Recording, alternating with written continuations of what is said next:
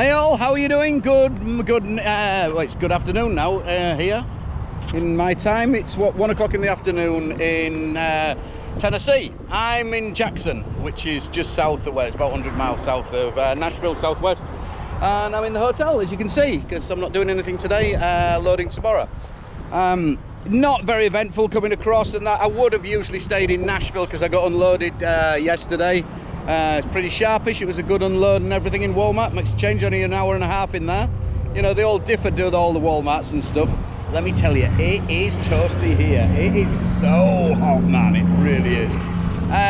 It's 37. It's reading outside, but the humidity, it feels a lot hotter when I was down in near the Mexican border last week, and it was what there was it 40 odd something, 44 or something. I can't remember now.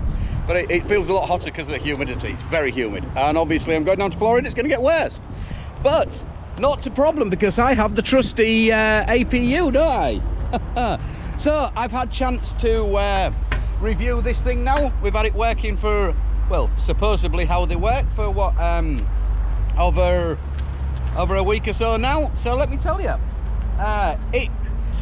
it works fine if you could get more than 4 hours out of it on medium. On high, if you put it onto high, I'll jump in the cab and tell you and show you a bit about it, just about a little rant about it. It ain't all bad, but it ain't all good, that is for sure. So it's 37 outside. If I put the temperature, it's flipped off because I've had the let's have a look. So if we put it on,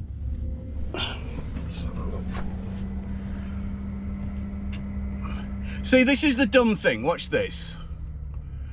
It gives me inside temperature 9091. Yeah, it doesn't change on the thingy. It doesn't give you a battery. It won't tell you how much battery I've got left in it or how much power I've got left or anything like that, which is a dumb thing. It turns out this control panel that controls it is off the diesel APUs. They've just used the same panel without reprogramming anything inside. So I think that's a real cop-out. This thing is $8 grand, this fucking APU. It's not a cheap thing.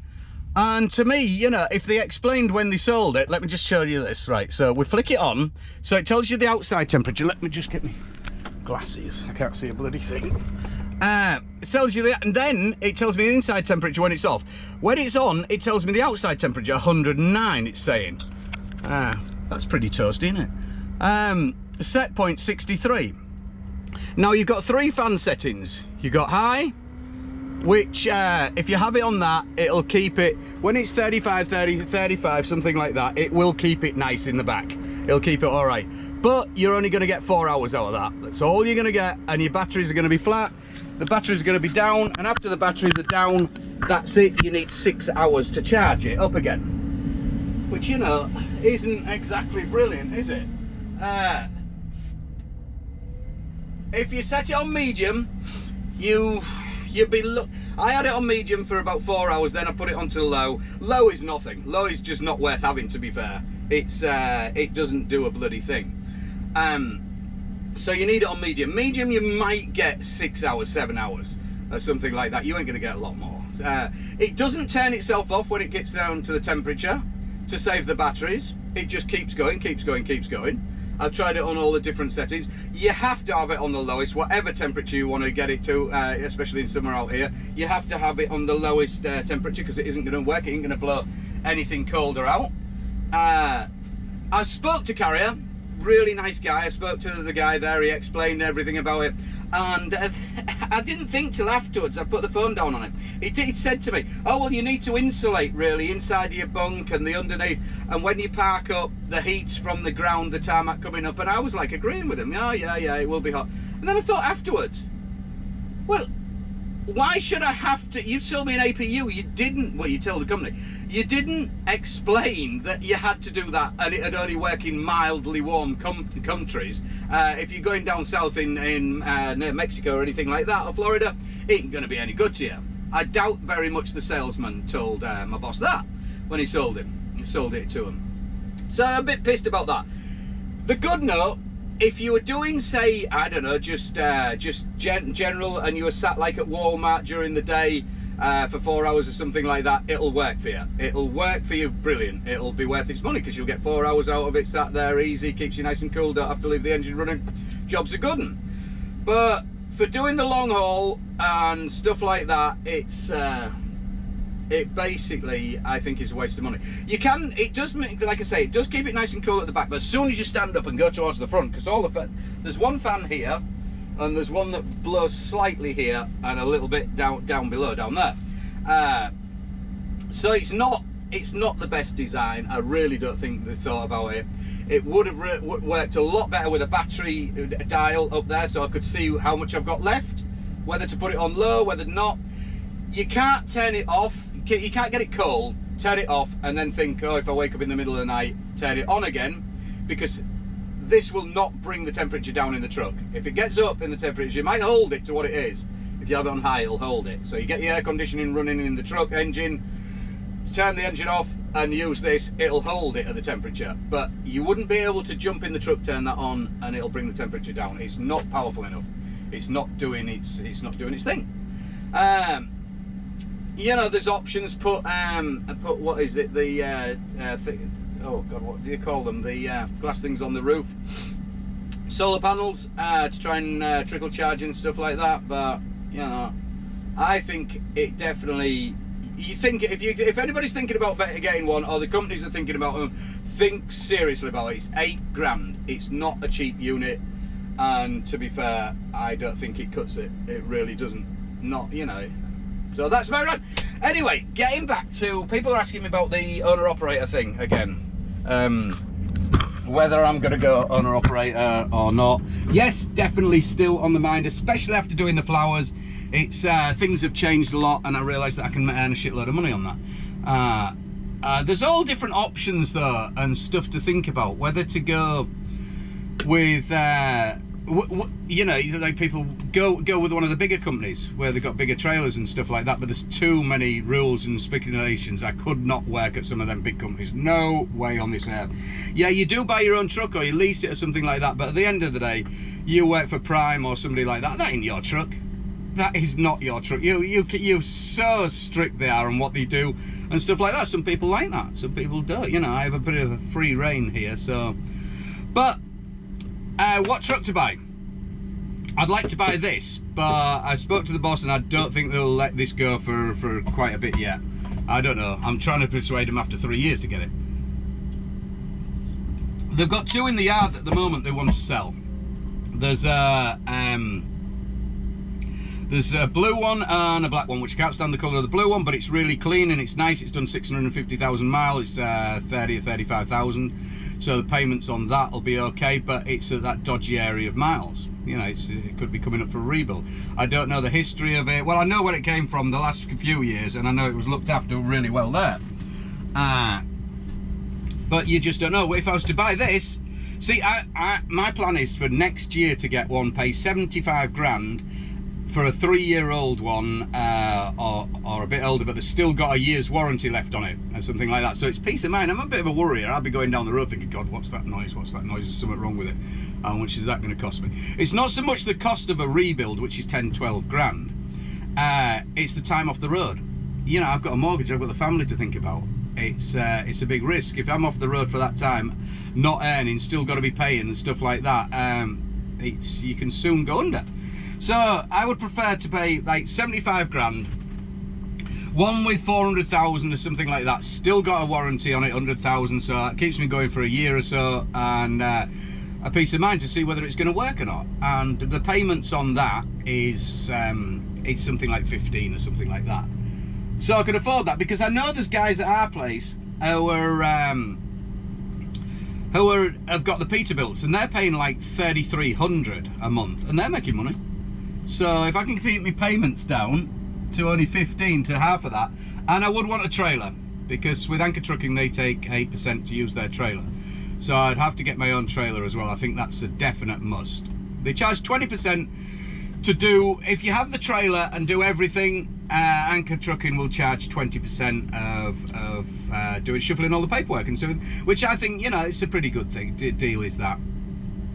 It, you know, I can't do all that paperwork. You're driving 11 hours a day and shit like that and stuff. I don't want to be looking for loads and things like that and stuff. And the other one that I was looking at that I had to weigh up was the dead miles, deadhead miles as they call them, running empty, and how much that's going to cost me and things like that. So I am absolutely roasting it. That thing's rubbish. It don't work in the back. Oops, where you gone? In the front, sorry. So I think about the deadhead miles and how much that's going to cost me to I don't know, to run from like the other week I ran from Dallas down to Laredo empty. That's 400 miles, 400, just over 400 miles, empty miles, you know. But luckily, with the Freightliner, when it's, look, this is what miles I've just got, 7.2 to the gallon over 3,077 miles. So luckily, the truck's pretty good on fuel, and that was coming over not pretty hardish, you know. I wasn't messing about and things. So when it's empty, I'll get 9.2, 9.3s I've had even. So running deadhead miles, which did concern me at first. It was like, bloody hell, you know, because you do a few deadhead miles and stuff like that, like 400s, whoa, you know. And then this one was 170 to here. And then when I get down to Florida, I've got another 300 miles to run down to Homestead to get my return load out the keys. So, you know, there's quite a few deadhead miles on a trip, but you've got to weigh the pros and cons up. If you're going to do deadhead miles like the one down to Laredo in Texas, that was straight home. So doing 400 miles, I worked out it only cost me, with the insurance on the truck and everything like that, and the fuel obviously, it's going to cost me about 60 bucks to do 100 miles. $60 to do 100 miles deadhead. So work out what you'll get paid. Is it going to be $2, $1.80, $1.60, something like that for your return load home, which is a good old hit. You know, you've got 2,500 plus miles with only one delivery straight into Canada, where you take it back to the yard, so you don't mess about that. So weigh all these ones out. Is it worth doing the deadhead miles? Or is it, you know, you sit about and you try and get a load out of Dallas down to Laredo or somewhere like that, that's only going to pay you 400 bucks, oh no, 600 bucks or something like that. By the time you've got it on, by the time you've messed about, you might miss your load. You know, it's a big gamble. So half the time it's not worth picking that little load up just to get you that extra few bucks. Just bite the bullet sort of thing and write it off. So 60 miles at deadhead miles, I don't think's bad at all. I really don't. So we can do that. Like I say, you just work out what your percentage is going to be on that and see where you go from that. And the trucks, obviously, won't we all love a Peterbilt? A Peterbilt classic. I love the interior. You know, the interior is fantastic on them. You just get a bit, and the finish is totally different. It really is. It's like, I don't know, this is like an MAN finish.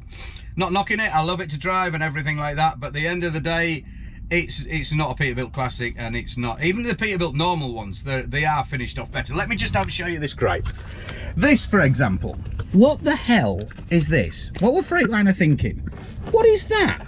There's a big piece of foam I can see there where the dash doesn't actually reach, and it's like, what the hell? Wouldn't you just finish that off a little bit better?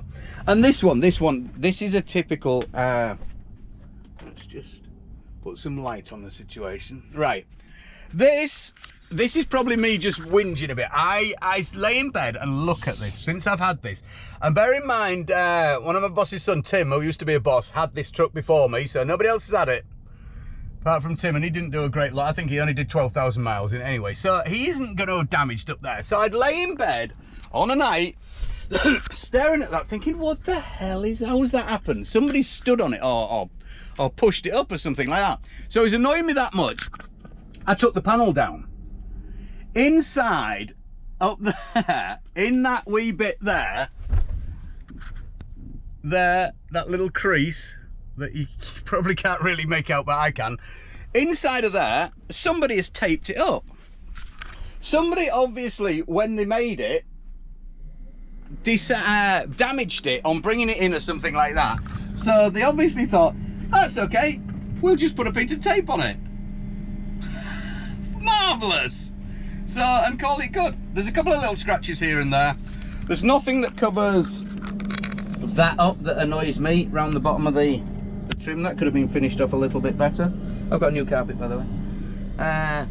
But apart from that, it's brilliant on fuel miles, and it drives really well. And I love the Detroit engine. So going back to different things, pros and cons. I love this engine. I love this gearbox. I think it's the best truck I've ever driven for match of gearbox, and I've driven quite a few.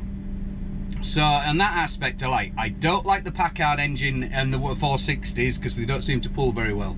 That's in the Peterbilts, so it'd have to be a 505 if I went for one of them. They're getting good miles, but you get one of them classics and things like that, you know, they are quite a lot more expensive and they hold the price second hand, but the fuel mileage is down. You know, the guys I see driving the classics or the Kenworths or anything like that, them big old chrome shiny things, the new ones as well, which, but like I say, they're paying about 30 grand more.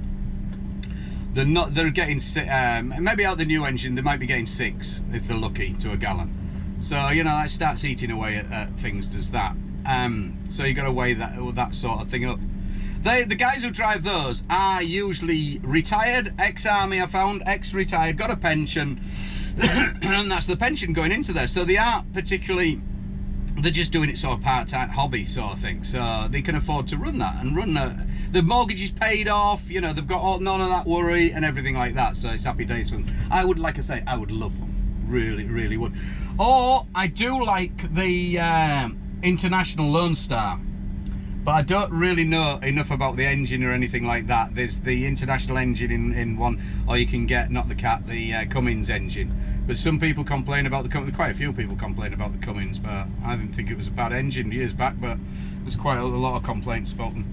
Yeah, the International Lone Star, now that is a pretty looking truck. They do a Harley Davidson Tribute one, and they go for about the same price as these second hand, with the same miles on. So that would be a big choice. But I would have to, I think I'd have, buying through the company, if I buy through the company, you see, that gives an incentive for my boss to give me work, which the boss's son already said that, you know, and they'll do the finance through Anchor Trucking as well. They'll finance and do everything for me. So basically, it's in their interest for me to do the work. If I don't do the work, I can't pay the truck. So it all works, it works well.